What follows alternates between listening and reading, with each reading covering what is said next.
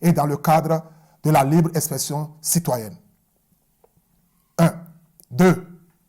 Du retour sans condition de tous les exilés politiques et l'arrêt des poursuites judiciaires à connotation politique. 3. De la convocation dans les meilleurs délais des assises au dialogue national. 3. De la mise en place d'un gouvernement de transition pour la réhabilitation de nos différents outils législatifs, réglementaires, originels en vue des élections législatives et réglementairement originels en vue des élections législatives et présidentielles, garantissant la participation de tous les acteurs politiques sans exclusivité, ainsi que la revue de la gouvernance économique qui affame le peuple. Cher président Nana Akufo-Addo, c'est la doléance que nous avions présentée il y a quelques semaines et c'est la doléance que je viens présenter au peuple béninois ce soir. Ces différents supra-points évoqués constituent en réalité, Monsieur le Président en exercice de la CEDEAO, le minimum requis pour une sortie heureuse de la crise de l'ensemble du peuple espère obtenir à l'occasion de ce déplacement sur Cotonou. Si ces acquis ne sont pas retenus, ce serait un échec. Votre visite serait un échec. Toute autre discussion en rapport avec le climat politique actuel du pays ne serait que pure compromission avec les valeurs et fondamentaux démocratiques jadis communs à nos deux peuples et dont vous restez à présent l'unique dépositaire et garant au niveau de la République sœur du Ghana qui fonde et ne point douter le socle de votre parcours politique élogieux. Chers compatriotes, ensemble avec la communauté internationale, je vous demande d'être patient. Qui espère encore un changement de cap au Bénin, nous allons relever le défi de notre génération. Nous allons opérer les changements nécessaires au bon fonctionnement des institutions républicaines au profit de la démocratie et de l'état de droit qui nous caractérise et qui fondait notre particularité du Bénin. Ce Bénin, des hommes libres et dévoués au respect des principes et valeurs qui gouvernent un monde libre. Pour finir, mes chers compatriotes, je m'en voudrais ne pas saluer et louer votre ténacité, ainsi que votre résilience face à la cherté de plus en plus accrue de la vie sans un minimum d'accompagnement social de la part de ceux qui dirigent le pays. La vie devient très très dure. Et nous comprenons comment est-ce que vous passez ces moments très très durs et qui font du Bénin la place tournante du trafic de drogue actuellement, pendant que le peuple souffre. Pendant que le peuple souffre, le martyr, pagan, rivaux, discutant le contrôle du territoire, le cartel de la drogue, logé entre autres dans les structures Bénin Contrôle, officiant en lieu et place de la douane béninoise. Pitié.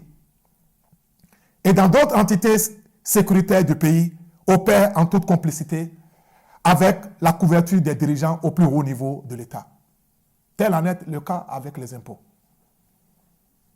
Pendant que le peuple lutte pour un repas dans une journée, certains dignitaires au sommet de l'État ont fait le choix du trafic de drogue comme produit de rente nécessaire, de l'équilibre et de la balance commerciale du pays, et capable de réduire notre déficit budgétaire.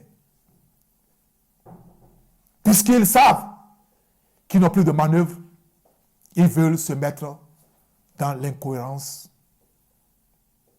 Enfin, je sais que pour nos dirigeants actuels, la vie des autres ne compte pas. Et qu'ils n'ont Dieu que l'entassement de la richesse du pays à leur unique bénéfice. Mais un jour, nous allons vaincre ce mal qui ronge le vivre ensemble des Béninois. Nous allons y arriver, peuple béninois. Quel que soit le prix et les sacrifices, nous y arriverons. Le Bénin, sa démocratie, son état de droit seront ce qu'il était hier pour le Bénin des générations à venir. Chers compatriotes, je voudrais aussi utiliser cette occasion pour souhaiter à un grand homme de notre pays bon anniversaire à l'ex-président Yahi Boni, ancien président de la République, ancien et l'un des meilleurs présidents de l'Union africaine. Que le Père Céleste, Dieu Tout-Puissant, bénisse, lui donne longue vie et bénisse notre pays. Chers compatriotes, je voudrais vous annoncer qu'aujourd'hui, le mouvement de libération, dont je suis le porte-parole, nous sommes informés que depuis 2017, depuis plusieurs années, et en particulier depuis 2017, le chef, le patron de la drogue au Bénin, c'est Patrice Guillaume Athanase. Nous sommes en train de prendre les dispositions nécessaires et ouvrir déjà ce dossier-là sur le plan international. Bénin Contrôle appartient à Patrice Talon. Astral est complice. Beaucoup d'autres personnes, je ne vais pas divulguer leur nom jusqu'à présent. Si vous demandez à la douane ne fait plus rien. Patrice Guillaume Athanase est le patron de la drogue dans la sous-région. Il est le propriétaire de Bénin Contrôle. Et avec ceux qui sont en charge de notre port, ils payeront de leur prix sur le plan international. Peuple béninois, vous souffrez.